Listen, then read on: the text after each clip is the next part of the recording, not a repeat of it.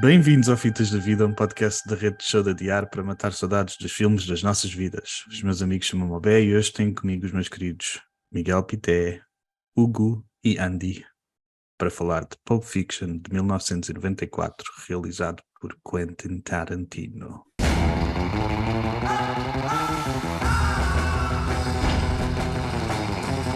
You know what they call a quarter pounder with cheese in Paris? What do they call it?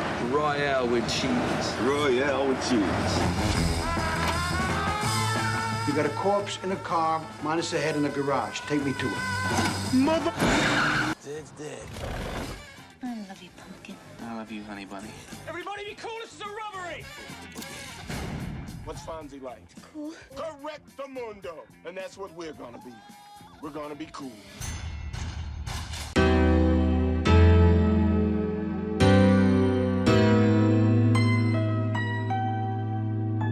O Pulp Fiction empatou na mesma pole da semana passada com a Amélie, contra Seven, Alien, Silêncio dos Inocentes e Mulholland Drive. Foi uma das nossas poles mais difíceis de sempre, e como o Pulp Fiction e a Amélie empataram, nós decidimos fazer os dois pods seguidos. O Miguel escolheu este filme. Ainda te lembras porque que escolheste o filme, Miguel? Eu acho que sim, acho que este filme é daqueles filmes intemporais e que eu iria escolhê-lo mesmo que passassem mais 50 anos. Não, lá está, é daqueles filmes que mudam um bocadinho a perspectiva de como vês o cinema, como vês a arte.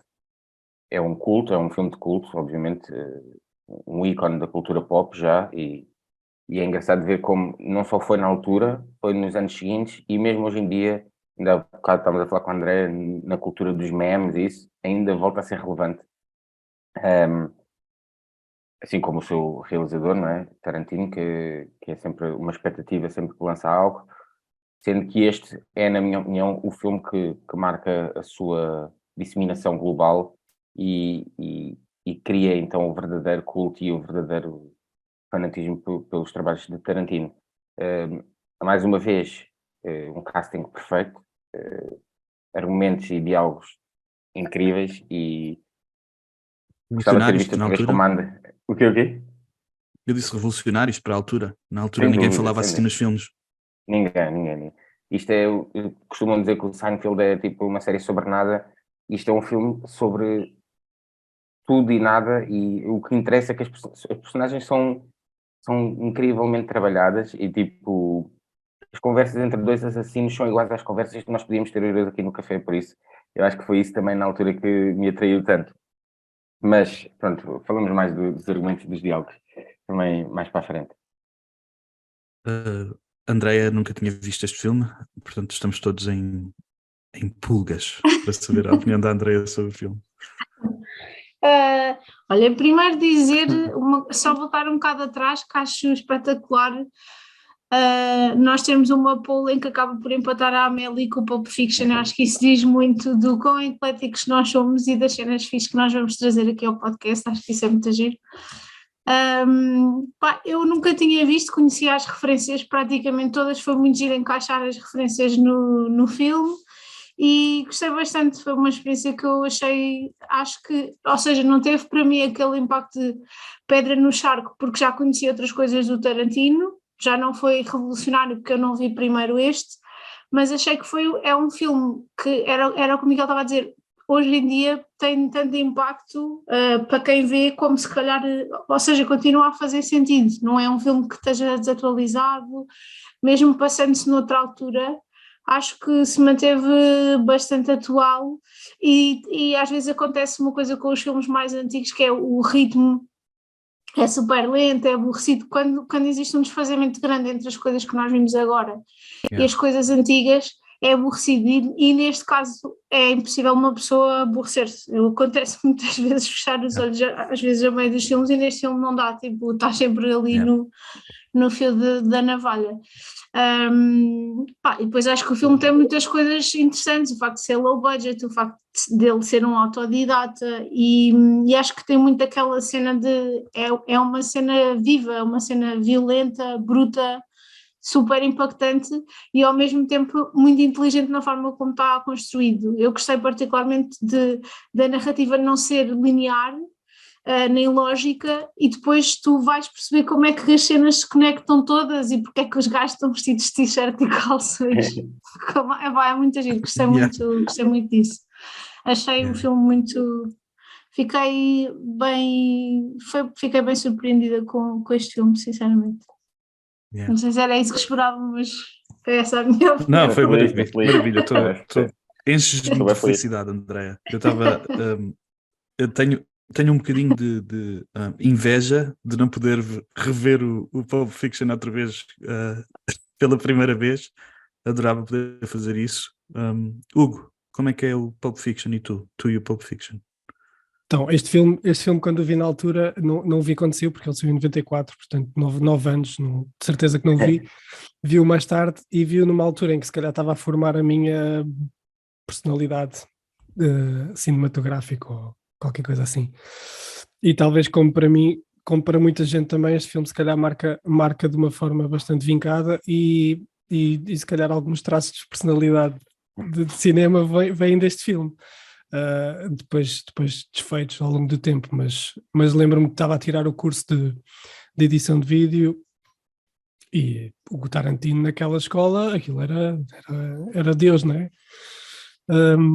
E pronto, e para mim é tal e qual como vocês disseram, não consigo acrescentar muito mais, só acrescentar esse bocado e tal como a Andrea referiu da história não linear, isso é sempre fresh. Quando bem feito, consegues acompanhar sem precisar de ir atrás, é sempre muito fresh. E é engraçado que o filme tenha saído em 94, porque sabes o que é que aconteceu em 94, Bé? Eu vou-te dizer. Diz-me, por favor.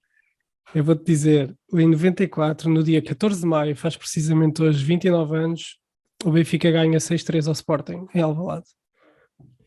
E pronto, e com isto eu acho que podes dar o podcast por terminado. Já ganhámos. Não, ganhámos mesmo. Calma. Neste ano também o Pedro Banhosa chega ao Disco de Ouro com o álbum Viagens. Eu só meti esta referência aqui porque eu gosto bué deste álbum. O melhor álbum sempre da Tuga. A Sara Tavares ganha o Chuva de Estrelas, é tipo o aparecimento dela. Na SIC estrearam velhotes. Muito Louco, A Noite da Má Língua, Mini Chuva de Estrelas, Perdoa-me, O Juiz Decide e o All You Need Is Love. Ei, muito bom. Neste ano o Armando José também arrebentou com os estúdios da Roda da Sorte aos tiros de caçadeira e depois começa com Verdade Me Enganas. A TVI estreia As Marés Vivas, Fez Secretos e a Neni. E a Antena 3 também estreia. Desculpa lá, Hugo. Isto é que me atrofia bem a cabeça. Tu estás-me a dizer que no dia em que o Hermano José arrebentou o cenário com a caçadeira, a TVI já existia? Não, pô, desculpa lá, isto está sendo assim muito bacana. É surreal. O que se passou com a nossa cabeça? A nossa geração foi o amianto, puto, nas escolas, puto. Só pode ser, puto. É surreal. E depois há aqui uma cena que eu não sabia. Diz. Não, eu ia dizer também, pode ter sido a falta de computadores e redes sociais. Baralhou o cérebro com espaços temporais de maneira diferente. Nós ainda, nessa altura ainda não havia. Está aí a dizer só que uma cena engraçada que o Bobby Coelho veio aos Mundiais de Júniores neste ano e ficou cá. E pronto, e naturalizou-se português e fez o que fez. Um beijinho para o Bobby Coelho. É isto. Beijinho para o Bobby Coelho. É o nosso terceiro filme de 1994, além do Shawshank e do Leon, que já fizemos. Eu acho que era interessante falar do Tarantino no sentido de o Tarantino é possivelmente um dos primeiros a fazer arte com norte artística sobre temas, sobre comunalidades, como é que se diz? Tipo, cenas que não têm... do dia a dia, não é? Sim. Mundanas.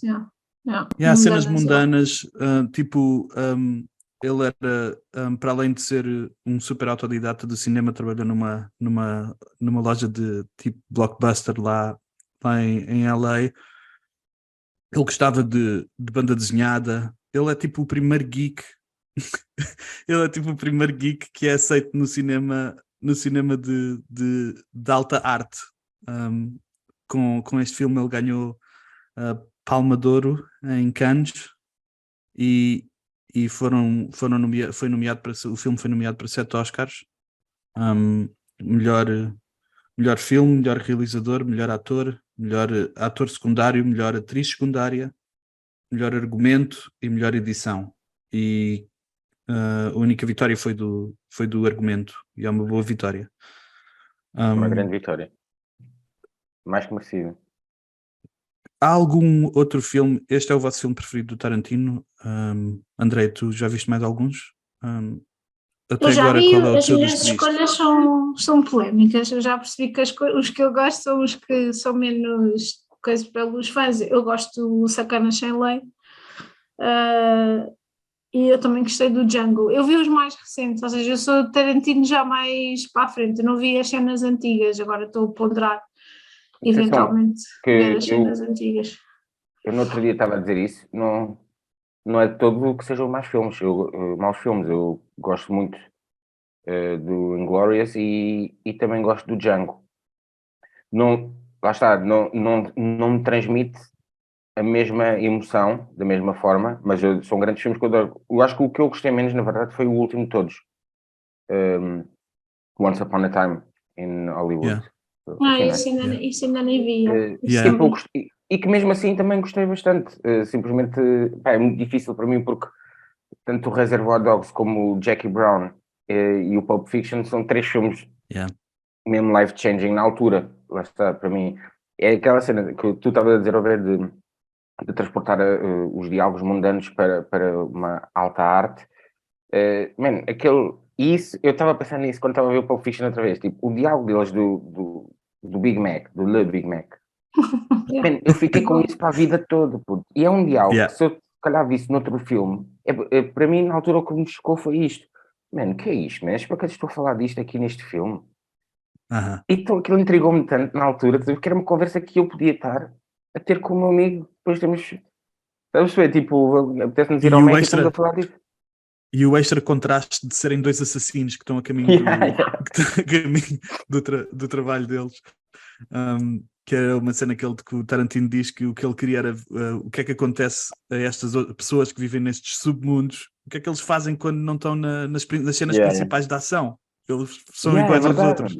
Que a cena também é tu estás habituado ou quando é mal feito um vilão, por assim dizer, quando é mal feito é um vilão até beber um copo de água. E é refrescante quando tu vês o outro lado dos vilões, dos assassinos, e este filme dá-nos essa cena. E é bem engraçado que há uma cena, a primeira cena quando eles vão de seguir ao Big Mac e entram no prédio e toda aquela conversa, e eles depois olham para as horas e dizem que são 7h22, ainda é cedo, vamos ali esperar um bocadinho. E tanto que depois, só para ir ao encontro do que estou a dizer, tanto que o Samuel Jackson diz, vamos entrar no character. Bora. É verdade. E ele quer mostrar essa fase. Para mim, o meu preferido do Tarantino sempre foi o Jackie Brown. Mas é engraçado que eu estava a ver que prémios é que o Tarantino tinha ganho e ele sempre ganhou de melhor história ou melhor argumento. Nunca ganhou de melhor realização. É bem curioso. É bem curioso. Porque assim, ele também, na verdade... os Oscars, isso nós já sabemos como é que funciona um bocadinho, e ele nunca foi tipo uma pessoa assim, não estou a dizer que era uma persona non grata, mas nunca foi assim muito bem, porque ele não é um gajo consensual, politicamente correto, mas estavas a perguntar o melhor filme e para mim é bem difícil, mas o Jackie Brown, o Reservoir e o Pulp Fiction estão de certeza ali, lá em cima. Os Kill Bill também adorei completamente. E depois, o Hateful Eight, eu sei que não é consensual. Eu gostei bem porque eu imaginei aquilo como uma peça de teatro e acho que funcionava muito bem. Eu acho que ele está a pensar. Eu acho que ele está a pensar fazer o Hateful Eight no teatro. Ele estava a dizer qualquer coisa de fazer uma peça de teatro Hateful Eight. Porque um dado extra é que ele diz que só vai fazer mais um filme. Claro. Há ali um espaço entre mito urbano e ele tipo ajudar a esse mito urbano que ele diz que quer sair em altas, não quer ser um daqueles realizadores velhos que está completamente fora de out of touch com o que está a passar. Mas uma cena bem interessante, Miguel, que tu estás a dizer sobre o Once Upon a Time in Hollywood, eu acho que é por ser muito específico americano. Porque eu acho que há bué da gente que diz que é o melhor filme do Tarantino nos Estados Unidos, porque eu acho que aquele ambiente específico, ele cresceu em LA, aquilo é tudo uma cena, é tipo ele chama-lhe uma love letter a LA. A cena do Charles Manson não é uma cena super, pelo menos eu não estou super familiarizado com o Charles Manson, não é uma história que seja super familiar para mim, mas lá nos Estados Unidos foi uma cena gigante, então... Sim, sem dúvida. Mas eu também, eu estou contigo, Miguel, eu também tenho... Está na Netflix, não está? Esse do Once Upon a Time. Eu acho que está, podem ver aqui Tem que ver isso. um Ainda por teaserzinho. cima com o Leonardo DiCaprio. E lá está. O Leonardo, para mim, é mesmo assim, é o melhor do filme. É o Leonardo DiCaprio. E a pequenina, também é bem da boa. Que papel dessa pequenina. Mas pronto, só voltando aqui um bocadinho atrás, tu agora disseste qual é que era o filme, e eu depois que fiquei a pensar, eu confundo um bocadinho cronologicamente a ordem do que é que foi primeiro, no caso do Tarantino. Já me apercebi agora que o Reservoir é primeiro que o Pulp Fiction. E depois, mas a minha confusão é entre o Jackie Brown e o Pulp Fiction, mas o Jackie Brown é a seguir. Mas eu acho que nos acontece, porque provavelmente como com o Hugo, tu, como eu, só vimos o Reservoir Dogs depois. Eu só vi o Reservoir Dogs depois de ver o Pulp Fiction. Pulp Fiction foi a minha introdução a Tarantino, e depois vi o Reservoir Dogs e o Jackie Brown. Nem sei se não vi o Jackie Brown primeiro, na verdade. Só aqui uma parte antes de começarmos nas categorias, que mete bem a piada, o Hugo estava a dizer, não é? Isto saiu em 94. E portanto nós tínhamos que idade? 9. 9, Pronto. E eu lembro-me de Pulp Fiction ser daqueles filmes, tal como o Seven, que os pais não deixavam os filhos a dizer que não era bem para nós. Então eu lembro-me de estar maluco para ver este filme por causa disso. Este e o Seven, lembro-me perfeitamente disso. Eu não tenho memória de ser censurado pelo meu pai, o que se calhar diz alguma coisa sobre o meu... Porque eu lembro-me de ir quando eu vinha, eu ia a pé para a escola, mais ou menos nessa altura comecei a ir a pé para a escola dos 9, 10 anos, e quando vinha para casa passava sempre no clube de vídeo e apanhava filmes e via durante o dia antes deles chegarem a casa, portanto podia escolher o que eu quisesse. Não sei, não me lembro se o senhor do clube de vídeo me censurava, eu acho que não, pelos vistos não. Pelos vistos não. Antes de passarmos às categorias, só o cast, John Travolta, que estava meio morto, segundo o Tarantino, e o Tarantino reanimou o John Travolta. John Travolta era gigante nos Estados Unidos nos anos 70, por causa do Saturday Night Fever e do Grease.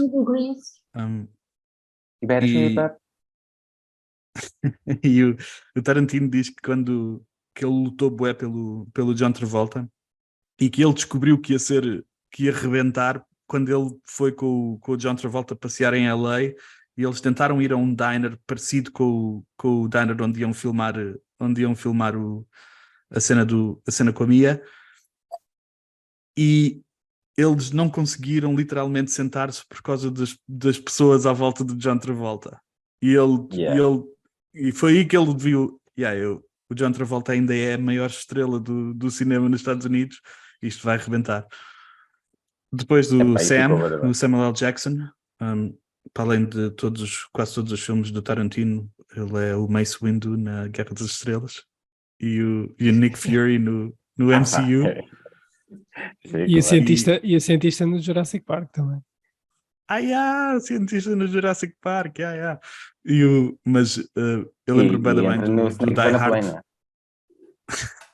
Snakes on a Plane. E no Die Hard 3, o táxi com o Bruce Willis, falando do Bruce Willis.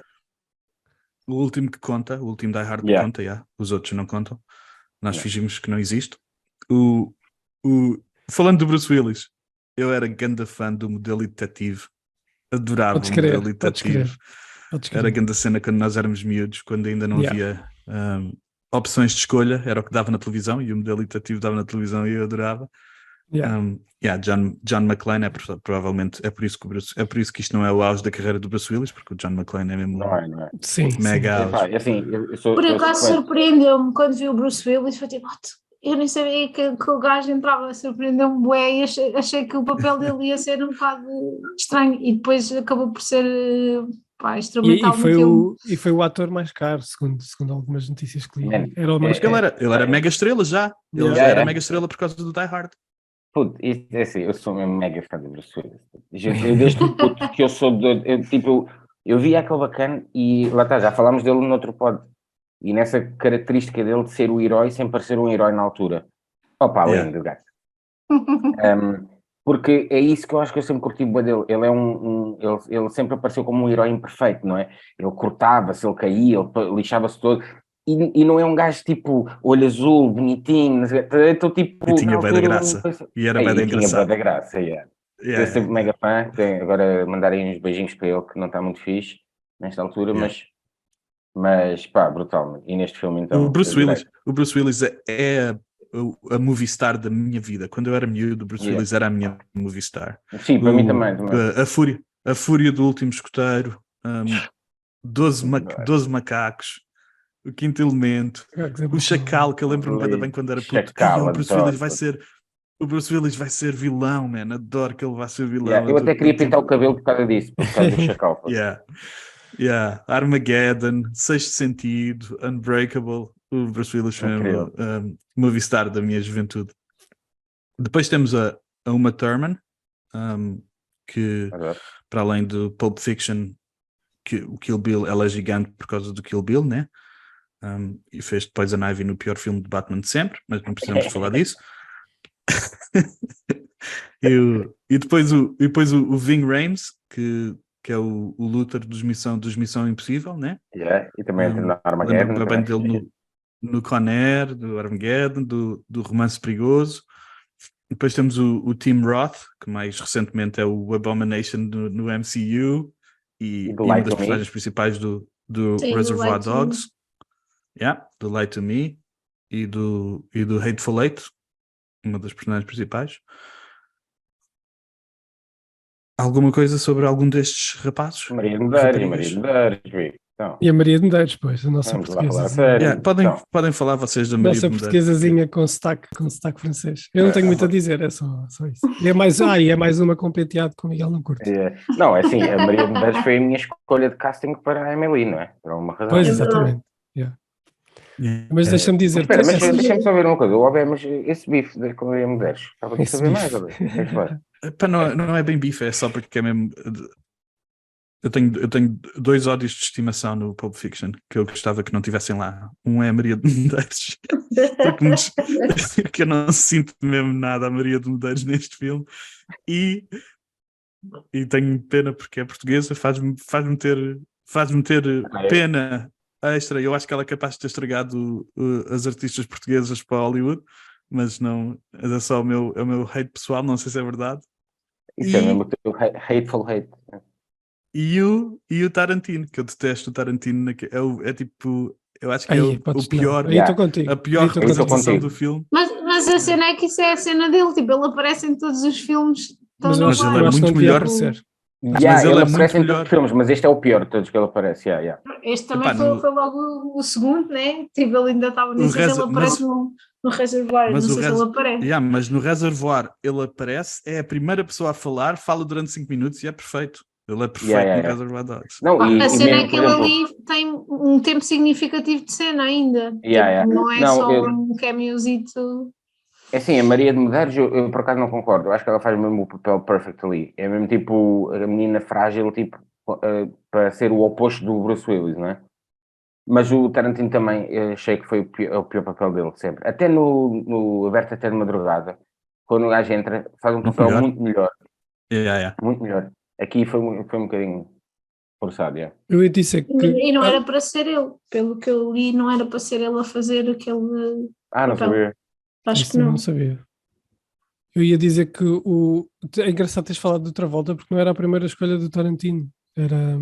A primeira escolha era o Michael Madsen. Mas ele foi fazer o Wyatt Earp. Estava contratualizado. Taylor! contratualizado, Yeah.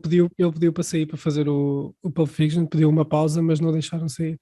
E pronto, e foi o que foi. E ele foi pelo Travolta. E engraçado também que o Travolta, ele deu a escolher ao Travolta entre este e o Aberto de Madrugada. E o Travolta disse: Vampiros não é a minha cena. E veio para aqui. Pá, é tudo uma conjugação de cenas que culmina no Pulp Fiction, é brutal. Só uma partezinha que eu também, é uma dupla que eu gosto bem, que é o Robert Rodrigues a realizar e Sim, o sim. Tarantino a escrever. Sim. O Aberto da Madrugada também é um dos filmes que me marcou mais na altura. Yeah. Mas é engraçado dizer o Michael Madsen, por acaso eu adoro o gajo, principalmente nos filmes do Tarantino. O gajo faz grande papel sempre. Vamos guardar.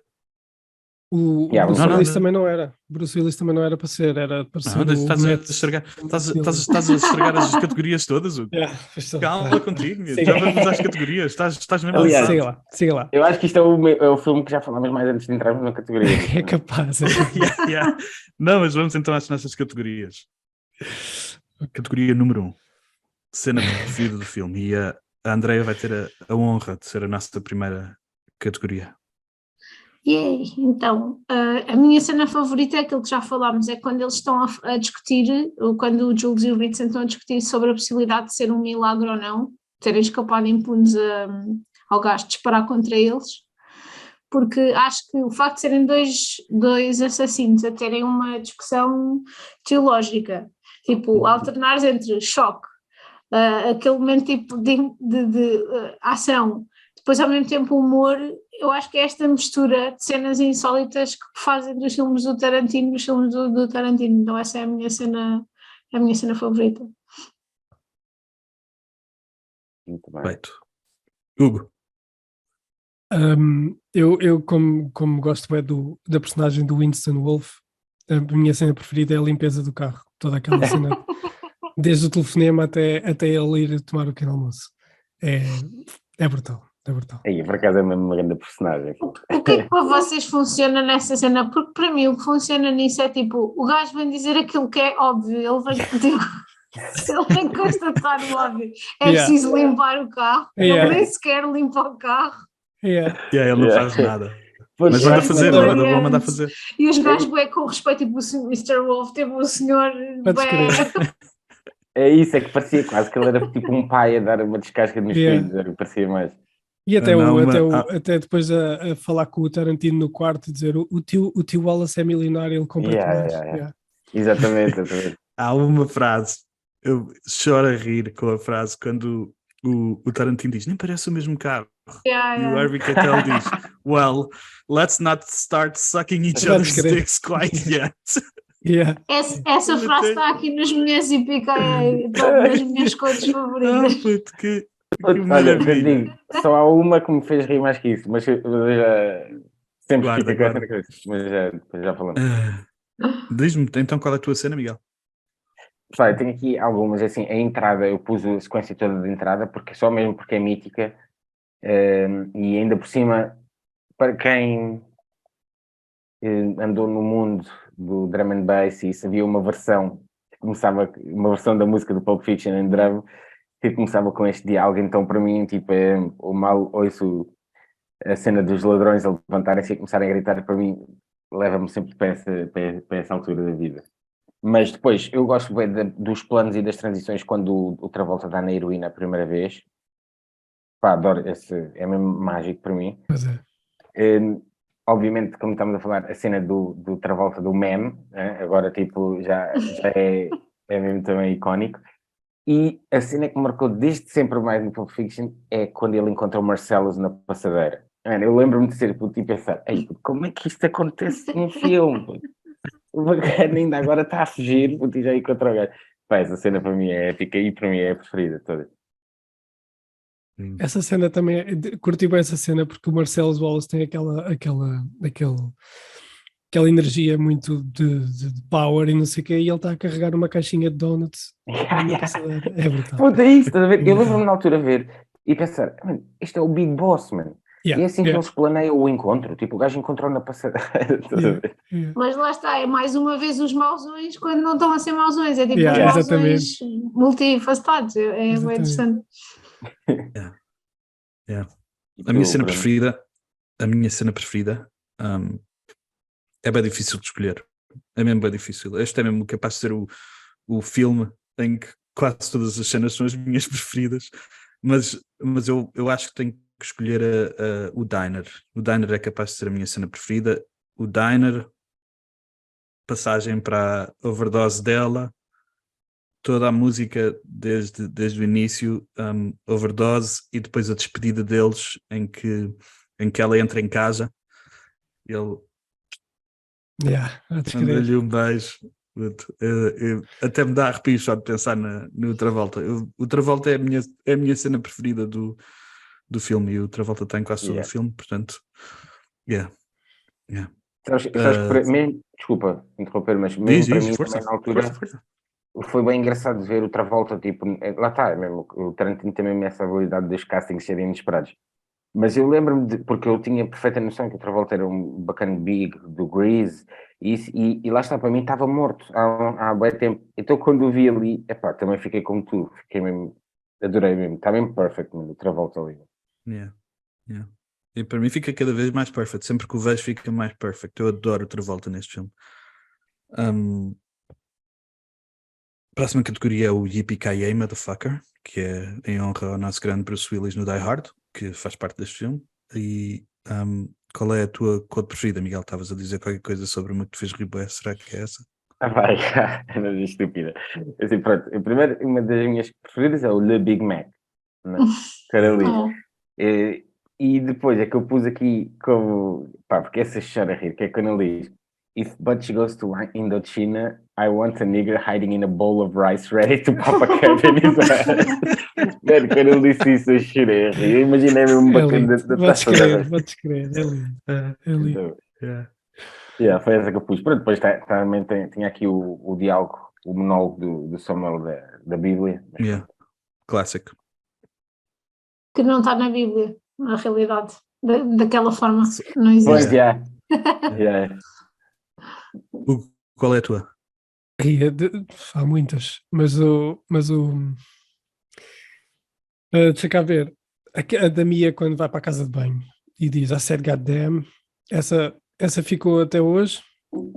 Ainda digo muitas vezes, mesmo quando estou sozinho, digo várias vezes, quando me surpreendo com alguma coisa. E o Donde está El Zapateria é linda. É linda. Mas a que eu curti mais desta vez foi a do Marcelo, quando diz I'm a get medieval on your ass. Clássico. Adorei essa.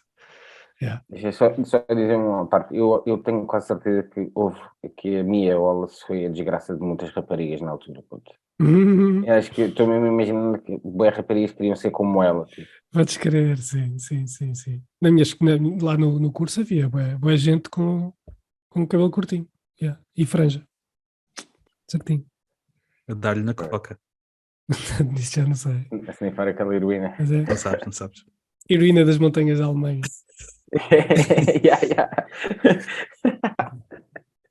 Qual é o teu, Andréia? Não, diz Miguel, diz, não, espera, Miguel. Não, dizer, desculpa, esse dealer, o gajo era bem da bom também, também chorei, toda essa cena, meu, da seringa, eu vi essa cena e fico, o que é isto? O que é este filme? O que é que está a acontecer aqui? Só fico, desculpem, o meu gato está a coçar o queixo na cama. Eu tenho várias, eu tenho a do Big Mac, já que o Miguel já tinha dito, tinha aquela do I can't believe this is the same car, well, let's not start quite yet, achei essa bem engraçada. Depois tenho uma assim mais meio lamechas, mas que eu por acaso uso muitas vezes sem saber que era daqui, que é quando ela diz That's when you know you found somebody special, when you can just shut the fuck up for a minute and comfortable enjoy the silence. Eu curti essa tensão entre eles os dois. Essa cena deles os dois, dele ir ter um date com a mulher do patrão, é uma cena bem insólita. Estava à espera que eles me assassem um bocado mais, mas depois tem aquele fim tão abrupto que a cena já nem... Mas pronto, as minhas favoritas são essas. Tu, Bruno? Eu pus também foi difícil de escolher, mas eu pus a do Samuel L. Jackson, no fim, quando eles já estão no diner e o Vincent está a ficar cada vez mais chateado com ele diz: Don't talk to me like that. E o Sam diz: If my answers frighten you, Vincent, you should cease asking scary questions. Eu gosto bem dessa quote, que ele dá-lhe o flip e depois o Vincent não consegue mais, ele diz: To be continued, tem que ir à casa de banho porque não consegue mais estar nesta conversa. E a nossa próxima categoria é o Mantorras do filme. Eu pus dois que eu acho que merecem o prémio. Não sei qual é que vocês puseram, mas os meus dois são o Harvey Keitel, porque o Harvey Keitel, o Mr. Wolf, é decisivo no filme. Marca 3 ou 4 golos num espaço bem curto de tempo. E o Christopher Walken, que sem o Christopher Walken não há relógio. Não há relógio no cu, e sem relógio no cu este filme não é a mesma cena. Eu também pus esses dois. Qual é que é o teu Mantorras, Hugo? É o Mr. Wolf. É o Mr. Wolf. Eu acho que foi ele que fez o hat-trick em Alvalade, sinceramente. Mas é o Mr. Wolf. É o Mr. Wolf, exatamente pelo que tu disseste. Também pus o Mr. Wolf, Eu pus o Harvey Keitel e o Christopher Walken porque são os dois que um resolve e o outro é o que desencadeia a ação. Pai, esse monólogo dele a contar a história do pai é uma cena mais insólita. Muito bom. Quando ele diz in the ass pela primeira vez, dá-me uma gargalhada. Com aquela voz dele do Christopher Walken, não é? E tipo, tu imaginares alguém ter mesmo aquele diálogo com um puto daquela idade. É bem parvo. Muito bom. O pai guardou no cu e ele também guardou no cu durante 2 anos. Não, mas o pai guardou quanto? O pai guardou durante quanto tempo? Não foi? Foi 5 anos ou 7 anos. Sim, mas ele guardou ainda 2. Que prova de amizade guardares um relógio no cu 2 anos. Não é, Podes crer. Quero isso. Podes crer. É o que eu desejo na minha vida, é que vocês guardem alguma cena no cu para dar aos meus putos. Que parvoíce. Próxima categoria é o Eixe é aquele gajo. Quem é que puseste, Andréia? Eu pus o Tim Roth porque só me lembrava dele como o gajo do Lie to Me, não me lembrava como é que... Ou seja, já ouvia várias cenas, mas nunca sabia dizer como é que ele se chamava e acho que essa cena dele é... Porra, essa primeira cena é do caraças. Hugo? Eu pus o gajo que é morto no carro, o Marvin, porque ele fazia o Mad TV e eu adorava o Mad TV. E ele... Depois fui ver o que é que ele andava a fazer e ele era a voz de alguns cartoons do Futurama e do Samurai Jack. Ele faz boés mesmo. Sim, faz mesmo boés. Eu acho que ele aparece em mais cenas porque a cara dele é também familiar. Eu não encontrei assim grande coisa. Também não pesquisei grande coisa, mas lembrei-me dele do Mad TV. Também me lembrei logo dele do Mad TV. Não falámos, desculpem, é fora da categoria, mas não falámos dessa cena dele lhe arrebentar a cabeça no carro, mas isso é uma cena... Também é épica. Dele vir assim, não sei quem, não tens opinião, arrebenta com o gajo, meu. Eu lembro-me bem da primeira vez que eu vi, eu fiquei mesmo boquiaberto com essa cena. What's just happened? É mais uma intervenção de Deus aos olhos do Jules, parece-me. Miguel, quem é que é aquele gajo? Olha, eu pus o Phil Lamar, também como o Hugo, mas a primeira pessoa que eu me lembrei foi portanto, o bacana está a comer o hambúrguer, o Brett, que eu lembrava-me da cara dele, que é o Frank Welly, I think, que entrou no Luke Cage e no Ray Donovan, e eu lembrava-me dele daí, e ele ali estava de novo, e achei bem engraçado. Depois pus o Phil Lamar, e tinha posto também o Tim Roth. Tim Roth já é alguém mais conhecido e continua por aí, mas para quem não está à espera, eu, por exemplo, eu lembro-me sempre dessa cena, mas nunca me lembro especificamente que é o Tim Roth a fazer aquele papel, mas pronto, foram estes que eu pus. Eu pus o Dealer, pus o Eric Stoltz, que eu não sei, não me lembro do Eric Stoltz fazer cenas recentemente, mas o Eric Stoltz estava em bué das cenas quando nós éramos miúdos. Ia ser um dos... Ele quase fez o Regresso ao Futuro em vez do Michael J. Fox. Foi filmado e tudo. Sério? Ei, Yeah. lindo. E depois não estavam a curtir como as cenas estavam a acontecer, portanto ele... se forem ao YouTube conseguem encontrar o filme quase inteiro com o Eric Stoltz em vez do Michael J. Fox. Sério? Sim, mas chegou a ser assim, tanto fogo. Ele esteve longe, não foi só um meu. bocadinho, ele teve mesmo dentro da produção. Deve ter sido Epá, já grande viste o que é desapontamento para o Eric seres Stoltz. quase tipo o protagonista de um filme também, tipo, épico. E, Yeah. pô, Yeah. não sei se uma pessoa ultrapassa isso é tipo Se calhar terapia for life. Se calhar Pode não, crer, pode crer. por isso é que ele teve que se dedicar a vender droga numa casinha em LA. Aquilo bateu-lhe mesmo forte. E depois o outro que eu pus. Não, ia só Diz, dizer André, que o diz. Samuel L. Jackson também teve quase para não entrar no Pulp Fiction, porque o casting dele correu bué da mal. Ou seja, Sério? era ele o gajo, Yeah, pois foi. escolhido, mas o casting dele correu muito mal. Yeah. Não sabia. Yeah. E quem ia ser, quem teve um grande casting é o gajo do bar com quem o Vincent fala no início do filme. Exatamente. Yeah. Esse gajo estava para ser o Eu Joe. não curto muito, por acaso. Eu dos poucos que eu não curto muito neste filme. Mas, yeah. E outro, aquele gajo que eu pus foi o Zed, que é o Redfoot do Usual Suspects, dos Suspeitos do Costume, que já tínhamos feito. E também o gajo da máscara, Yeah. o vilão da máscara. Yeah, só para dizer, por acaso, eu na máscara fazia um vilão mesmo nojento, eu odiava-o mesmo. Mas Yeah. uma curiosidade que eu nunca sabia, que há um bacana, um produtor de música eletrónica, que é o Zed's Dead, e eu nunca me tinha percebido que o nome vinha exatamente deste filme, quando eu dizia Zed's Dead. Yeah. E eu, what? É daqui? Ok, já percebi. Eu não sabia. Diz lá isso outra vez. Conta-me lá essa curiosidade outra vez. Há uma cena no filme, agora não me estou a lembrar especificamente quem é que diz, Zed's Dead. É o Butch. Yeah, é o Butch, não é? Yeah, é quando a Maria de... Eu já sei. Acho que sei como é que é. É no fim, quando ela sobe para a moto e eles basam. Yeah, Zed's Dead. E há um produtor de música eletrónica que se chama Zed's Dead. Só que nunca tinha me lembrado, tá a ver? E agora já percebi de onde é que o gajo foi buscar isso. Ok. Nossa próxima categoria são as dicas que não envelheceram bem. Eu tive bem dificuldade e tenho... o meu bias não me permite dizer que alguma cena sobre este filme não envelheceu bem. Sim, eu não Mesmo pus nada. cenas... Eu só tenho uma Eu tenho cena. aqui também. Nice. Vão vocês então. Diz, André. Eu só tenho, eu acho que tem a ver com o facto de ser low budget. É a cena do sangue. Eu acho que o sangue, se fosse hoje em dia, estava mais bem feito. Achei que estava assim meio sangue de escola de cinema. É a única cena que eu dava, mas acho que tem a ver com isso, ter sido uma cena low budget e também se calhar era aquilo que havia na altura, entretanto agora isso já se aperfeiçoou, mas não acho que é uma cena de todo que impacte o filme, é mesmo só tipo a ser minuciosa na categoria, não acho que impacta a qualidade do filme, acho que não parece sangue real. Pois não, yeah. Yeah. Eu nunca reparei.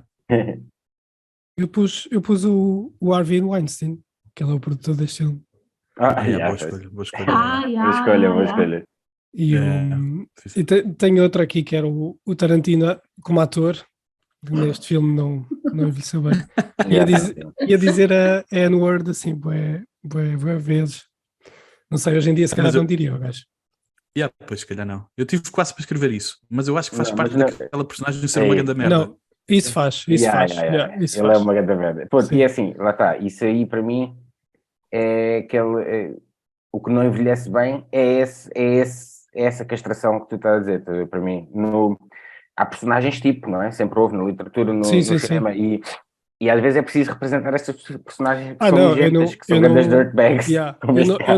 Eu não retiraria sequer a personagem, por exemplo, se o filme fosse feito hoje em dia, se calhar não retiraria a personagem nem nada do que ele diz. É mesmo para tu teres também algum tipo de emoção. Sim. Relativamente àquele bacana, nem que seja uma má emoção, mas existe. Mas o Weinstein foi logo a primeira escolha. Mal vi o nome do gajo. Esse leitão. Eu vi numa entrevista do Tarantino, eu vi ele a falar sobre o Weinstein e que ele diz que tem pena, porque ele tinha já ouvido bué de rumores, ele diz que tem pena de não ter falado com o Weinstein quando devia ter falado. porque o Weinstein era tipo, ele disse que era tipo uma figura parental para ele, e que ele sabia que haviam rumores e cenas a acontecer, e ele diz que gostava de ter tido a coragem de lhe ter dito antes de se tornar uma coisa grande e pública. Assim, o Tarantino também não é a pessoa que eu ia escolher para aconselhar o Harvey Weinstein, mas, mas porque ele próprio também tem umas histórias aí pouco agradáveis. Mas curiosamente, ele diz que toda a gente sabia, toda a gente à volta do Weinstein sabia, atores, produtores. Sim, mas nós estávamos numa altura em que era uma cena permitida, é um bocado como quando tu falas da malta que trabalha na televisão. O subir na horizontal era uma cena que se falava como fazendo parte do business, ou como a droga no mundo da moda e não sei o quê. Tipo, eram cenas que eram aceites, na verdade. Depois o que mudou foi a mentalidade e deixou de ser aceito, mas eu acho que na altura, que quando ele as fazia, claro, era óbvio, toda a gente sabia, toda a gente olhava para o lado, mas quanto mais poderoso um gajo é, mais as pessoas vão olhar para o lado e pá, partindo do princípio que é normal. Era como no handball, o Abel também subiu sempre na horizontal, não toda a gente sabia. Claro, também havia mistérios muito gostosos. A nossa próxima categoria é a pausa João Baião. Não há. Qual foi? Eu tenho, desculpem. E aí vou eu também tenho. alinhada com o OB. Epá, aquele momento de Maria Medeiros de Bruce Willis para mim foi mesmo tipo, já me estava. Acho que não é. Não é necessário, não precisava de ser tanto tempo. Ok, era para chegar àquela coisa do relógio, mas não precisava de ter sido aquilo tudo. Não acho que aquilo acrescenta ao filme, sinceramente. Mas depois não tinhas o Donde Styles a padaria. Claro. Eu não me importava de não ter o Donde Styles a padaria, se tiver que ir à casa de banho. Se não tiver que ir à casa de banho, eu aguento, mas a Maria de Medeiros. Outra vez, peço desculpa, Maria, se estiveres a ouvir ela e as panquecas de mirtilo, e depois ele queria-se despachar, tipo, eles estão a ser perseguidos por assassinos e ela não sai da porta, não se despacha, ela estava a dar nos dedos.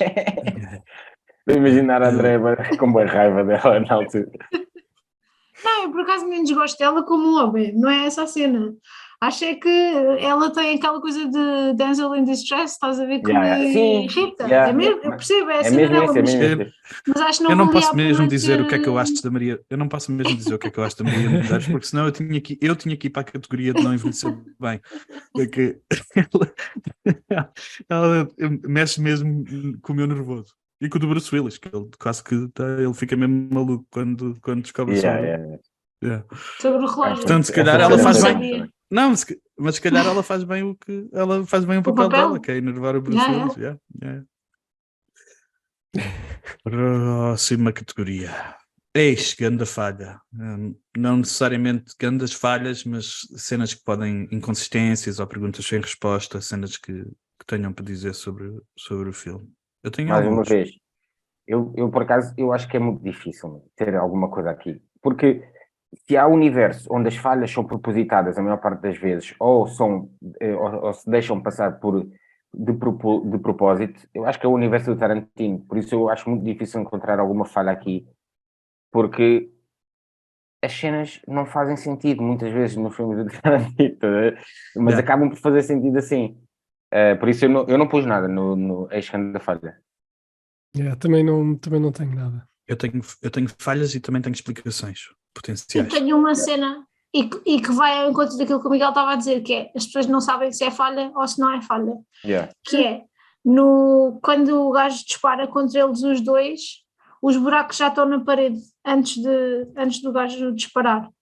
E há pessoas que dizem que é um erro de continuidade, outros acreditam que foi propositado. E eu acho que o Tarantino tem um bocado essa cena, que é, lá está. Pode até ser um erro de continuidade, mas tu dás à bebê e tu dizes, provavelmente isto é uma forma do gajo dizer não sei o quê. Portanto, não se sabe se foi mesmo um erro de continuidade ou não.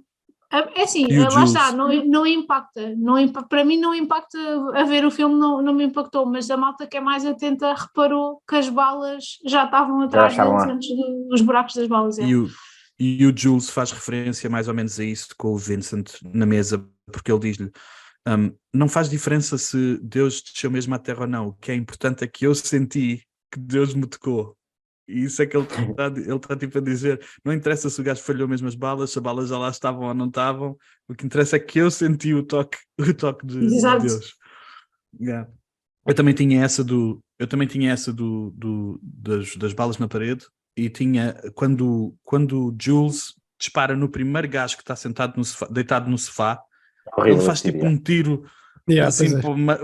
para o meio, nunca matava o gajo Mas com um sim, tiro, e muito mas menos estás se a ele ver, ficava sossegado.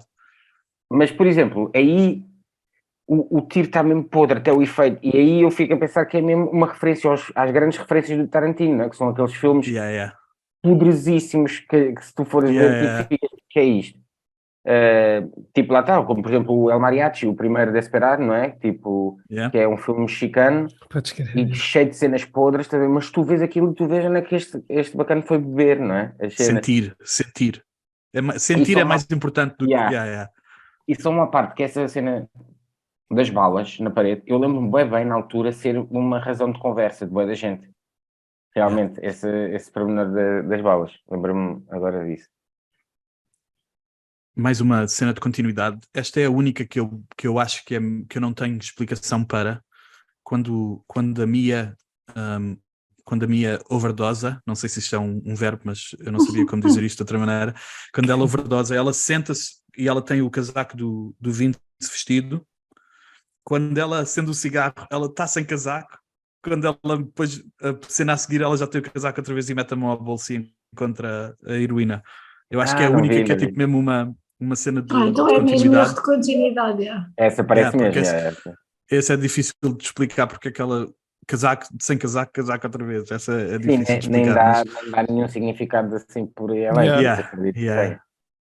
Yeah. E depois eu tenho só duas perguntas para vocês, que é, uma é o que é que está na mala, que é uma das grandes conversas sobre o que é que está sobre o Pulp Fiction, e onde é que está a polícia neste filme? Não há polícia em lado nenhum. Eles disparam ao primeiro gajo, não há sirenes nenhumas, não se passa nada. Aquele prédio está mesmo habituado a crime. Só pode ser, O assalto na cafetaria dura bué de tempo, puto, e não apareceu um polícia. Puto. E no acidente também não há polícia a passar, sequer. Nada. Mas isso se calhar E nunca chega. Nunca chega.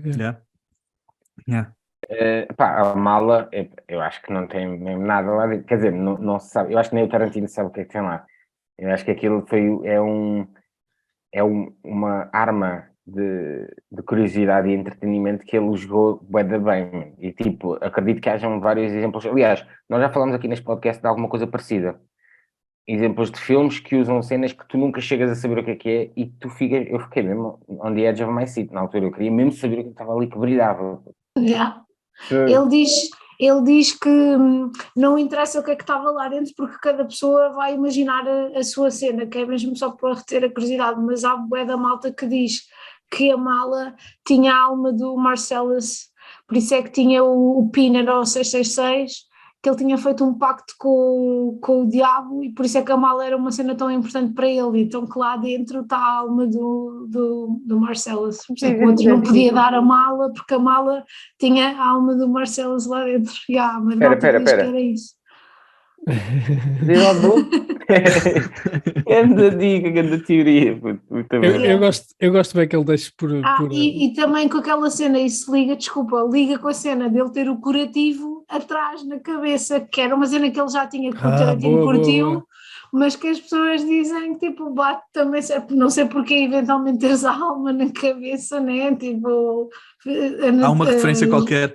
Há uma referência qualquer, Andreia, a alma sair por aquela zona da cabeça numa literatura qualquer, e é por isso. Pronto, exato. Yeah. Então eles ligaram isso tudo e dizem que o que está dentro da mala é algo. Que cena, grande dica. Eu gosto bem que ele deixe aberto e para nós pensarmos por nós, para decidirmos o que quer que seja. Gosto bem disso. Também. Cada pessoa vai imaginar a cena que é preciosa para si, tipo uma cena que era. Mas sim, deixa-te mesmo que é que está ali, o que é que brilha tanto. Mas eu vi logo a primeira vez, eles abrem mal e eu pensei logo, estes gajos nunca vão mostrar o que é que está lá dentro, nunca vamos saber. Ou então ia ser uma cena bem estúpida, era a única coisa que fazia sentido. Yeah. Era o bilhete dourado para ver o filme do Schwarzenegger. Lindo. Last Action Hero. Yeah. Aí era lindo, era lindo. Quem é que ganhou o filme? Hugo, quem ganhou o filme? Quem é o campeão? Bem, eu pus o Samuel, o Tarantino e o Travolta, os três ao mesmo tempo. Acho que esta tripla, por acaso o Travolta, não sei se entrou em mais filmes do Tarantino. Acho que não. Eu acho que não. Mas acho que esta tripla resultou tão bem que ainda hoje falamos dela. E este filme está no top dos melhores filmes de sempre. E não sei se o Samuel e o Travolta não entrassem, não sei se seria igual. Acho que não seria igual, diria. E por isso é que eu meti estes três como os vencedores do filme. Andréia. Eu pus o Tarantino, porque acho que este filme é o filme que o atira para a cena do estrelato e dá ou pelo menos que se começa a afirmar enquanto realizador de culto, que acabou por ser depois. Portanto, eu acho que ele é o grande vencedor, até porque acho que a escolha do casting e por aí fora é tudo, depois vem tudo desta cabeça maquiavélica que ele tem. Por isso acho que ele é o grande vencedor. Yeah. Eu pus o Tarantino e pus o Butch aqui no filme, porque é o bacana que no final consegue safar-se com o plano e fugir com a rapariga e com o dinheiro e pronto, conseguiu escapar das garras do Marcelo. Eu também pus alguns dos que vocês tinham posto e juntei só o casal que rouba o café, que sai do café também. que sai do café cheio de guita e se calhar reabilitados, se calhar nunca mais vão roubar nada porque ele já estava a achar que era tudo bem difícil de roubar e bem perigoso, que o café era a última, que no café não vai haver problema nenhum e se calhar reabilitaram-se ali no café. Próxima categoria, o auge desculpa, diz. fazer uma coisa que é relativamente ao Hugo, ao que ele disse e pronto, o Travolta também obviamente, mas principalmente esta ligação com o Samuel Jackson do Tarantino é épica. E logo a seguir, no Jackie Brown, ele faz uma personagem que é o Wardell, e eu adoro essa personagem também.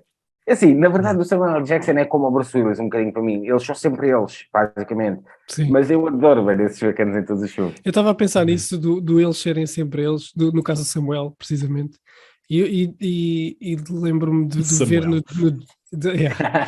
lembro-me de ver no Django e ficar impressionado com ele fazer uma personagem assim tão fora do que costumava ver ali, estás a ver? The House. House Man. O Samu. No Django, o Samu, o Tarantino cortou as cenas que eram piores porque não queria que o Samuel L. Jackson tivesse bué da má press, porque eles fizeram ainda pior com a personagem do Samuel L. Jackson do que ele... É que ele está a fazer aquela personagem mesmo odiosa. Mesmo a personagem odiosa, Eu também auge da carreira. Depois falamos do Django quando fizemos o Django. Vamos fazer quase, não sei se vamos fazer todos, mas vamos fazer quase todos do Tarantino, tenho a certeza. Auge da carreira. As minhas duas são o Royale with Cheese, Quarter Pounder with Cheese and Le Big Mac, são os vencedores do auge da carreira. Não sei se alguma vez tiveram mais hype em cinema do que McDonald's nunca teve mais hype do que neste filme. Acho que foi product placement de McDonald's ou foi só uma cena? Duvido. Por acaso acho que não. Eu também acho que duvido por causa do Tarantino. É que é uma cena do caraça, já viste ficares associado a era o produto estrela deles, que ainda por cima veio depois do Whopper, do Burger King, que nem sequer era tipo o primeiro staple. assim conhecido e acaba por ter aquele destaque todo, é eminentemente publicitário. Mas é verdade. Yeah. Só dizer também uma parte que eu fico sempre chocado quando eles ficam chocados por nós molharmos as batatas na maionese. Podes crer. Yeah. Também é que tipo, maionese é muito, mas não vamos tentar por aí. Claro, mas pronto. Os americanos não sabem. Desculpa. Sarah, Vai. não, mas é bem verdade. Não, isto é bem importante porque a minha querida esposa, como vocês sabem, é dos Estados Unidos e ela põe sempre ketchup nas É batatas. sério? Eu Sempre. por acaso ia perguntar se ela punha, não acredito. Ela é nojento. Ou melhor, É nojento. não é nojento, é bom. Mas em É termos bom, de comparação, mano. Tem nada a ver. Uma Molhar a maionese batata em com tomate. alho, um molho de batatas, com tipo bases de maionese são perfeitas para batatas. Claro. Até maionese com ketchup é melhor do que só ketchup, ketchup. Exatamente. Obviamente. Yeah. Isto é bem importante e vamos ter que partilhar isto com as nossas pessoas. Auge da carreira. O auge da carreira. Miguel, dá-lhe. Eu pus, para além daqueles dois bacanas que eu já tinha posto no eixo, é aquele gajo, aqueles bacanas que são mortos na sala. Certamente o filme de maior impacto que eles alguma vez pisaram. Mas pus a Rosanna Arquette também, que ela aqui neste filme também é um dos maiores. Ela depois, mais tarde, também entrou num filme de culto que é o Buffalo 66, também o corpo é. Mas penso que este é o maior filme que ela entrou e que teve destaque. Ela foi par romântico do Van Damme. Cuidado. Está feito. Um O ano Van Damme está antes. sempre em todo lado. O Já não Van consegue Damme escapar do Van aparece Damme. sempre.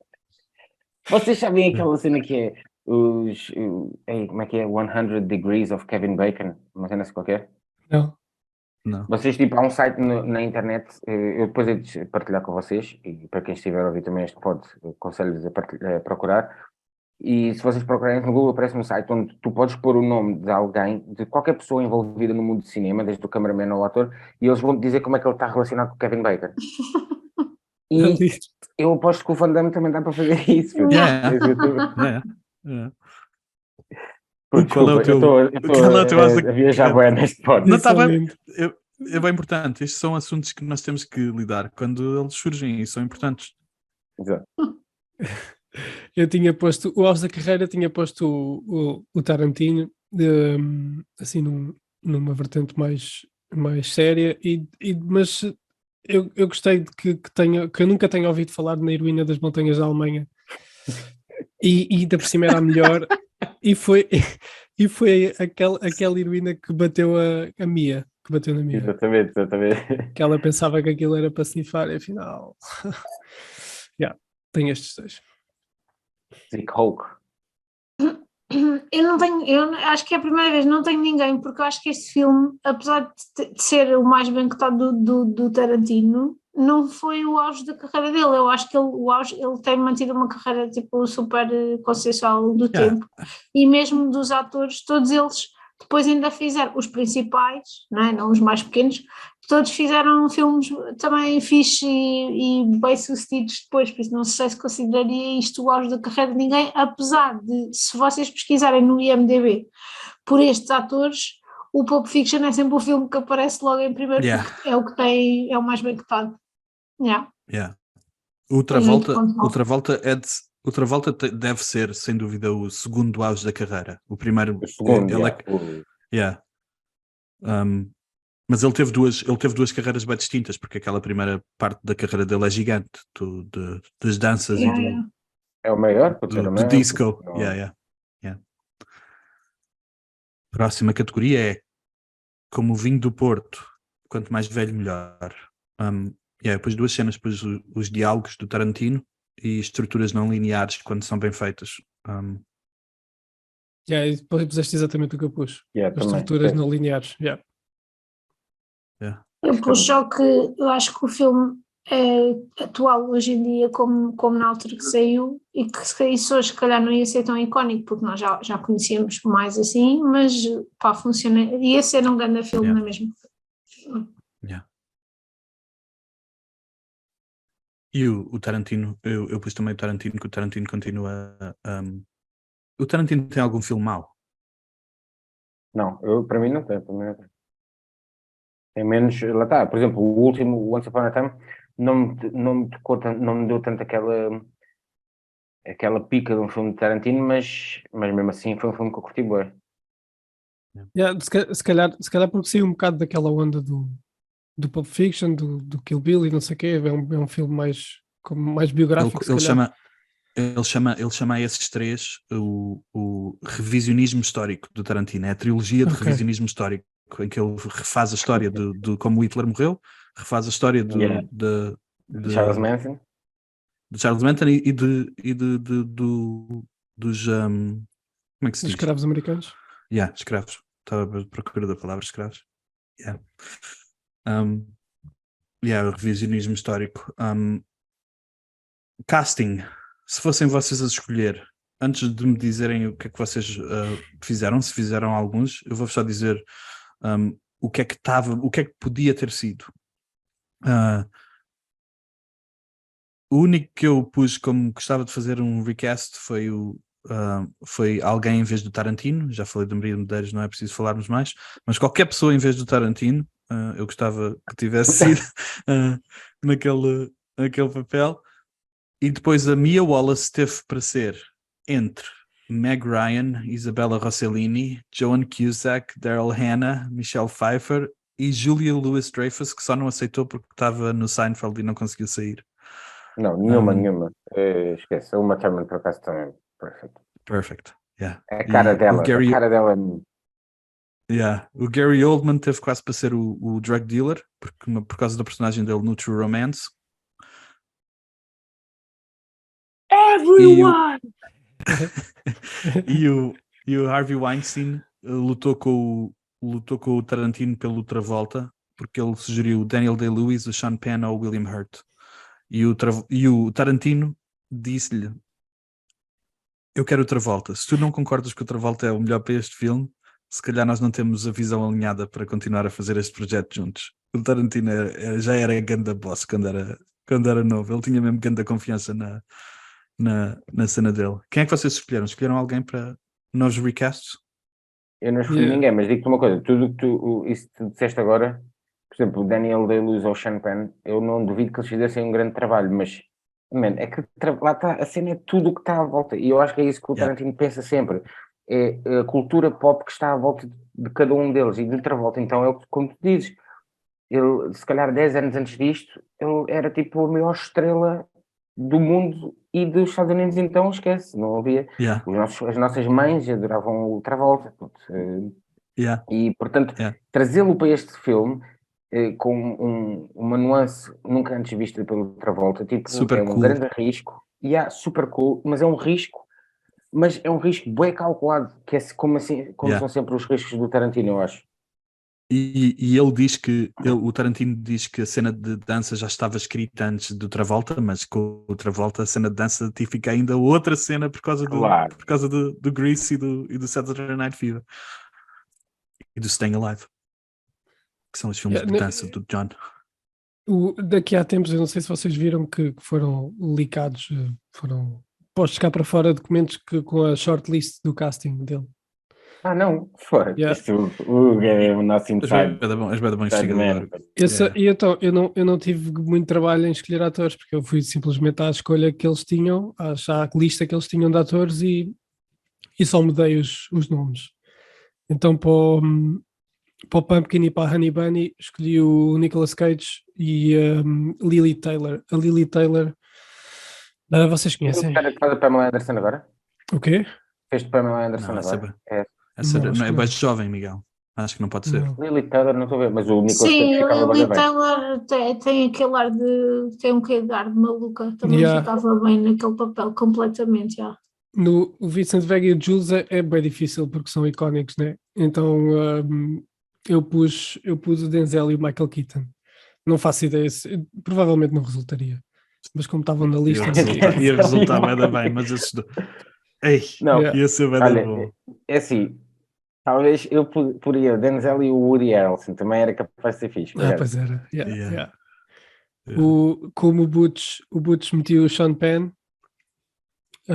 a Fabienne metia Julie Delpy, que acho que é do acho que é do Before Sunset e não sei o quê. Yeah.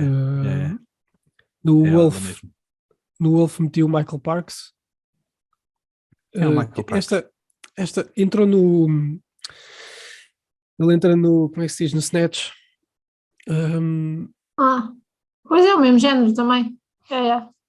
Já sei quem é. E no Kill Bill também. O Lance. Já sei quem é o Michael Parks. O Lance podia ser o Christian Slater, o gajo das drogas da montanha. Ok. Aí eu adorava Christian Slater. A mulher dele podia ser a Bridget Fonda, que fez mais tarde o Jackie Brown. A Mia Wallace é bem difícil, lá está. E estavam aqui muitas que poderiam ser. Mas eu escolhi a Patricia Arquette porque ela no Lost Highway tem o ar mais ou menos da Mia. Pois, por acaso, era uma boa Mia, dava uma boa Mia Wallace. O Captain Coons, que é o Christopher Walken, metia o Robert De Niro ou o Al Pacino, um desses dois. Porque precisa porque ali precisa mesmo. Captain Coon. O Marcelo Zé... No cu. O Marcelo é o mais difícil. Foi um dos mais difíceis, mas estava aqui um nome que é bem engraçado e que se calhar resulta também, chama-se Delroy Lindo. Eu sei quem é. Espera aí. O gajo fez o Five Bloods e fez o Get Short e o Malcolm X também. E eu acho que ele também poderia resultar. Pensei que nós nunca, à medida que o filme estava a desenrolar, que nós nunca íamos ver a cara do Marcelo. Pensei que só víssemos a parte de trás de... Depois perdemos o gajo na passarela. Vimos a parte de trás, depois vimos a parte, acabámos por ver a parte de trás. Coitado do Marcelo. Pois, isso é outra cena interessante, né? Que é o gajo tipo fazer descer à terra o chefão na cena mais humilhante possível, né? Na cena mais... Lá está, é o que eu disse sempre que acho que as pessoas que vêm, principalmente quando somos mais novos e veem os filmes dele, sentem muito isso. Esta comparação que eu vou fazer talvez nunca tenha sido feita numa comparação de Tarantino, mas eu comparo muito o Tarantino ao Halloween, na perspectiva do porquê de eu gostar da arte deles. Porque os heróis não são só heróis, os vilões não são só vilões. O gajo mais badass do mundo a seguir está a ser violado por um bacana na cave de uma loja de música. Estás a ver? Tipo, tu não estás à espera disso. E eu acho que isso é que dá o valor que tem. E Hugo, Delroy Lindo era grande substituição. Mas era bem difícil, foi bem difícil lá chegar. Até porque os nomes que eles tinham para o Marcelo, eu não conhecia quase nenhum. Praticamente nenhum. Mas quando vi o Delroy, este era perfeito. E Tugas? São estes. E Tugas? Tugas é bem difícil, porque era o que eu estava a dizer. Este universo é tão americano, eu imagino tanto naquela cultura que eu não me senti muito inspirado para Tugas, mas eu pus como Travolta, eu acho que tem que ser mesmo o Pepe Rapazote. Acho que era a Tortuga que era capaz de boa. O Pepe Rapazote tem agora o Pepe Rapazote tem agora um anúncio da Bad Click, não é? É imitar o tipo Tom Cruise no Magnolia. Ele já tem a peruca, era o que eu ia dizer. Ele agora já tem a peruca para fazer disso. É assim, eu acho que ele dava para fazer. E como a Mia pus a Vitória Guerra, porque acho que também ia ficar bem, por acaso. Ok, E foi isso, só pus estes dois, na verdade. Eu também não. I got nothing. Hoje foi difícil. Eu acho que os filmes do Tarantino são bem específicos, bem americanos. É bem difícil de arranjar. Dicas interessantes que encontramos online, curiosidades ou notícias pré ou pós que encontramos sobre o filme. Eu tenho várias. Na primeira cena... Porque eu sei que vocês têm muito mais do que eu. Dá, Miguel. A minha única, mas a André já referiu, é a cena do diálogo não estar na Bíblia como o Samuel Jackson diz, e que ele retirou de um filme japonês. Eu não sabia e fiquei bem surpreendido quando descobri isso, por acaso. Tentei ir ver o filme. Tentei ir ver esse filme japonês para ver essa cena, mas não encontrei. A bibliografia do Tarantino, as referências do Tarantino são uma loucura, são mesmo uma loucura. Ele faz mesmo referências. As referências dele, tipo, a quantidade de filmes que são mesmo obscuros. é mesmo incrível, mesmo quando o ouves a falar numa entrevista é mesmo estúpido. Por isso é que o John gajo nos Travolta- comentários do Everything, desculpa, nos comentários do Everything is a Remix aparece bué da vez o Tarantino, porque eles vão buscar as referências todas que o gajo põe Yeah. nos filmes. Yeah. É mesmo crazy.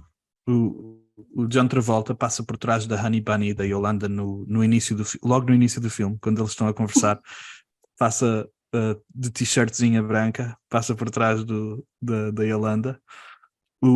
Já falámos disto, o Tarantino não revela o que está na mala porque gosta da ideia que todos temos cenas diferentes e construímos o nosso próprio filme. O carro vermelho do Vince era do Tarantino, foi roubado durante a produção e foi recuperado em 2013. A polícia encontrou uns miúdos a pilhar o carro e depois descobriram que era do Tarantino e devolveram ao Tarantino em 2013. 20 anos depois. E a carteira também era a carteira do Tarantino. A carteira não lembro se era um Great Motherfucker ou Big Motherfucker, uma coisa do género. Era Bad a carteira. Motherfucker. A carteira também era dele. Que é uma referência. Que é uma referência ao Shaft, ao filme Shaft original, que o Sam Jackson acabou por representar depois. A cena do stabbing, da adrenalina no coração, foi filmado ao contrário. Ele está a atirar e por isso é que dá mesmo aquela grande sensação, porque eles depois fizeram tipo reverso para fazer mesmo pum! Quando o Travolta foi à casa do Não, só para que eu não sei como é que é. Não posso fazer. Eu só consigo fazer pum. Quando o Travolta foi à casa do Tarantino para ler o guião, era exatamente o mesmo apartamento onde o Travolta viveu quando se mudou inicialmente para LA. Sempre que o Vincent vai à casa de banho acontece merda no filme, literalmente. Gostei bem dessa. Quando ele volta aconteceu sempre qualquer cena e ele vai e depois ele também a última ele também está a ler uma revista do estilo Pulp Fiction. É verdade. Quando nas 2 vezes que ele vai à casa de banho, ele está a ler essa revista, porque depois ele acaba por morrer, deixar a arma cá fora e morre. E a última que eu guardei foi a da história de que a Mia está a contar, do piloto que ela foi atriz, que se chama Fox Force 5, em que ela descreve uma equipa de 5 mulheres que as descrições são bem parecidas com as assassinas do Kill Bill, com as 5 assassinas do Kill Bill. Pois é. Pois é. O cabelo do Samuel Jackson é uma peruca e era para ser maior. Mas quando viram que ela ficou fixe. O filme estreou no mesmo dia do Shawshank, nos Estados Unidos. Deve ter sido um dia brutal para os amantes de cinema. Mas o filme foi lançado na Europa e na Ásia antes de ser lançado nos States. Ganhou em Cannes e depois andou aqui na Europa. O guião original, encontrei isto, eu não faço ideia se esta equivalência é real, mas tinha o guião original, tinha 500 páginas, que equivale a 8 horas e meia de filme, uma coisa assim. Eu vi uma entrevista em que ele diz, basicamente teve que cortar muita coisa, assim, mas 8 horas e meia de filme. Aliás, outra cena relacionada com isto é que ele queria fazer uma trilogia, e este filme fazia parte dessa trilogia, se calhar por isso é que tinha 500 páginas o guião. Essa quote do Ezekiel, eu não sei se isto é mais para vocês, que eu não faço ideia se isto é verdade. No Capitão América, o Nick Fury, que é o Samuel Jackson, está em cima da laje, e a laje diz The Path of the Righteous Man, Ezekiel 25:17. Não, diz sim, senhor. É uma boa curiosidade, porque não é, eu acho que é a laje dele. Eu acho que é a laje dele. Eles vão à laje do Nick Fury e o que está escrito na laje é o Ezekiel. É essa quote, Só uma cena relativamente a essa quote ainda, porque originalmente ela tinha sido escrita para entrar no aberto até de madrugada. Escrita pelo Tarantino, e era suposto ser o Harvey Keitel a dizê-la. Lindo. Relativamente a um vampiro. Eu gostei bem desta, que foi o Travolta o Tarantino meteu outra volta em contacto com um amigo dele que era viciado em heroína e que já estava em recuperação, já estava sóbrio há 5 anos, para ele pesquisar sobre... Porque o Travolta não consome drogas, ou não consumia, vá. E então o que o gajo disse ao Travolta, disse, então metes numa banheira de água quente, com shots de tequila, e essa sensação é a sensação da moca da heroína. Então ele chegou a casa, disse à Kelly Preston, que era a mulher dele, é bem da fixe, vamos para um jacuzzi com tequila. Então encheram o jacuzzi cheio de shots à volta com tequila e ficaram lá a noite toda a curtir. O Mickey Rourke rejeitou o papel de Butch para abraçar a carreira de boxer, não fazia ideia. Também não. A personagem do Wolf, esta foi bem engraçada. Aí depois fui ver. Ainda hoje entrei anúncios de uma seguradora no Reino Unido. E então tu tens mesmo a sequência do carro a chegar, o gajo a resolver uma situação difícil e a bazar. E a dizer, e são as cenas, um risco no carro, por exemplo, uma cena assim qualquer. Ok. Assim, mas a música, esta também fiz esta experiência. A música quando o Butch sai da loja e volta atrás com a espada. Sim.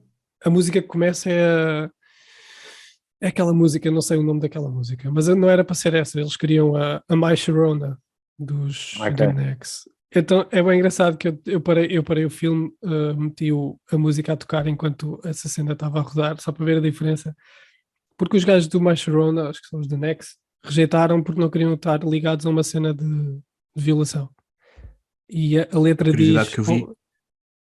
A curiosidade que eu vi sobre o My Sharona é que o My Sharona estava noutro filme e ele não queria usar porque tinha acabado de sair noutro filme. Ok, mas a letra diz "Oh my little pretty one, when you gonna give me some time, Sharona?" Era bem engraçado. Era engraçado, são estas que eu tenho. Tens alguma, André? Que nós não referenciamos? Não, já fui dizendo também, complementando as vossas, tenho só que já falámos, é um filme low budget, foi feito com 8,5 milhões e na altura todos eles já eram bem conhecidos e eles estavam a receber tipo $20 por semana, tipo uma Thurman de outra volta. 20 mil. Pois aqui não sei, aqui diz 20 dólares. É 20 mil. 20 mil. Eu sei que parece bué, mas 20 mil é bué da pouco para 20 mil para eles é bué da pouco, E depois acabou por ser por fazer tipo 240 milhões tipo na box office. Foi tipo o filme independente mais rentável até aquele momento. E eles fizeram, e a maneira como eles fizeram os contratos foi que também recebiam tipo do back-end, em vez de receber tudo no início, recebiam dos lucros do filme e correu bem, foi uma boa aposta. That's all I got. O resto já fomos dizendo. Temos algum nome melhor para o filme? Foi bem difícil para mim pensar num filme melhor. Jules largou Bulls. Ok. Jules largou Bulls. Boa dica. O que é que vocês queriam levar para casa? Eu pus o Diner, o Jack Rabbit Slims. Adorava ter um Jack Rabbit Slims aqui ao pé da minha casa, man. Eu pus o carro onde eles comem, cara, eu pus o relógio, independentemente de estar no cu deles, curtia ter aí. Pus a injeção, também curtia bater, e acima de tudo a mala, curtia ter a mala que se abria e brilhava. Também pus a mala do Marcellus para descobrir o que é que estava lá dentro.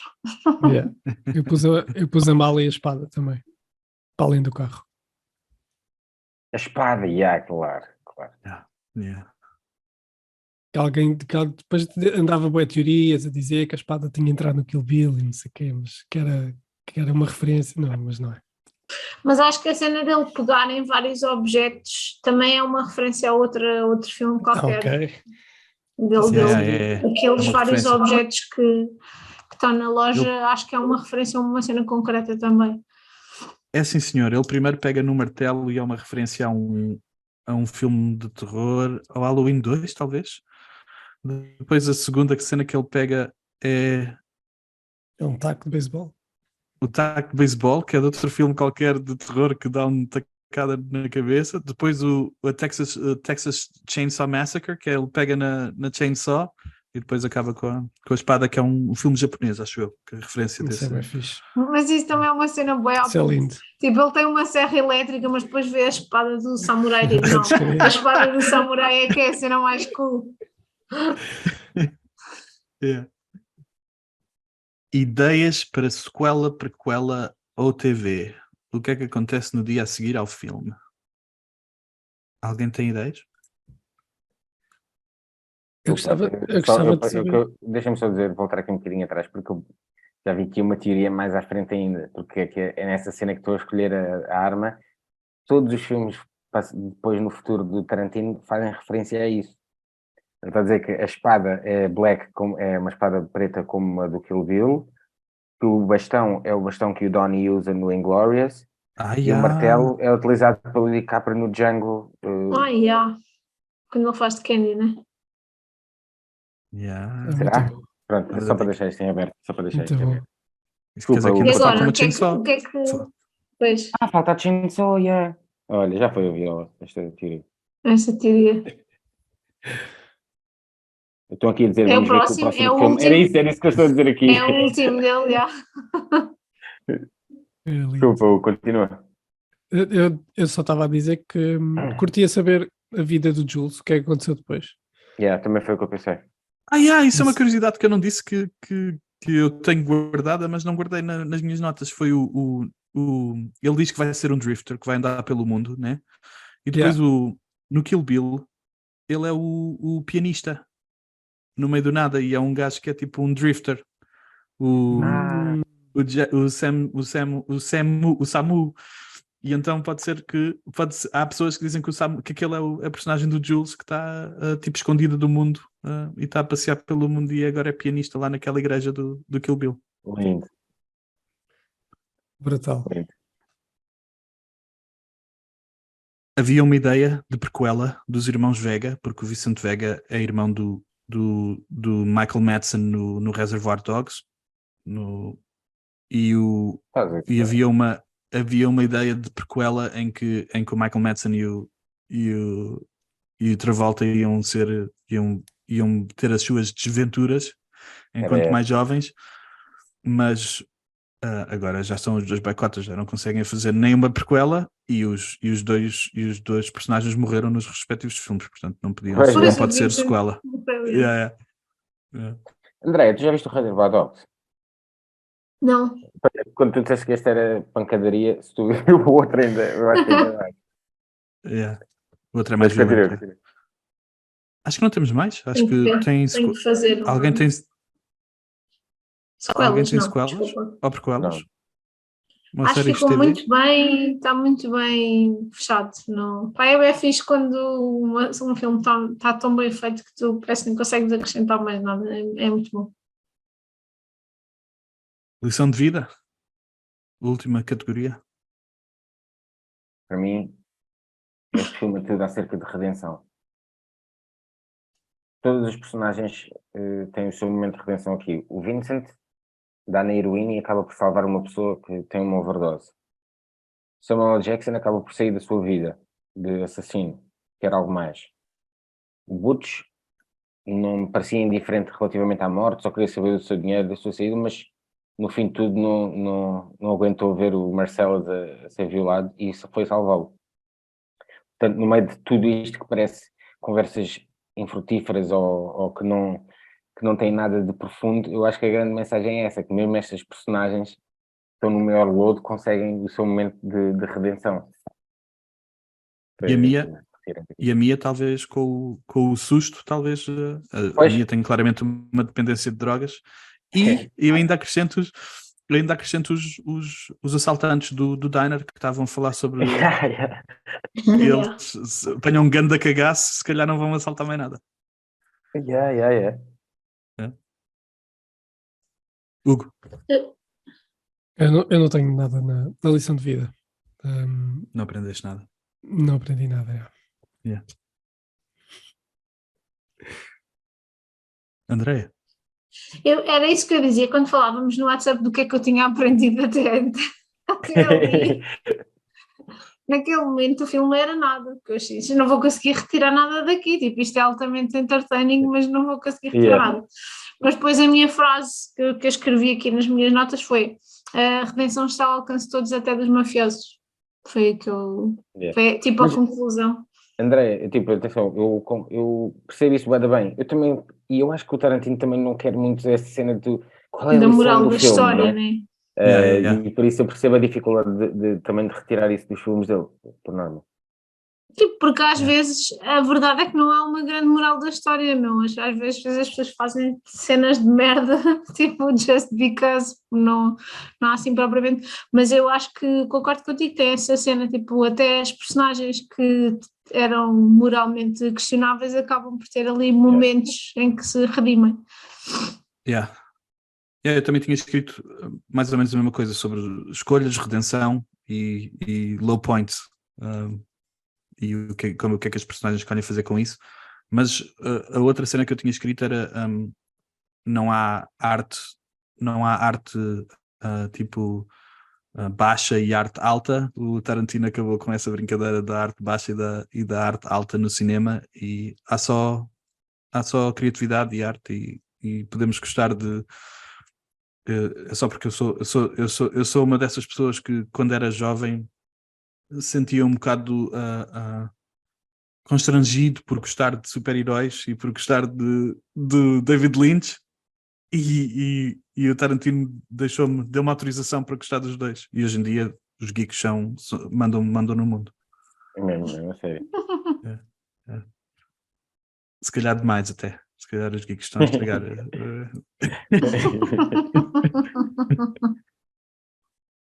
Temos mais alguma coisa para dizer antes de fechar?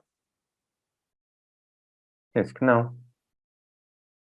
Então, sem mais, muito obrigado, meus queridos, por terem passado este tempo comigo. Gostei muito. E este foi mais um podcast da rede de Show de Diário, uma rede para matar saudades passadas, presentes e futuras. Obrigado.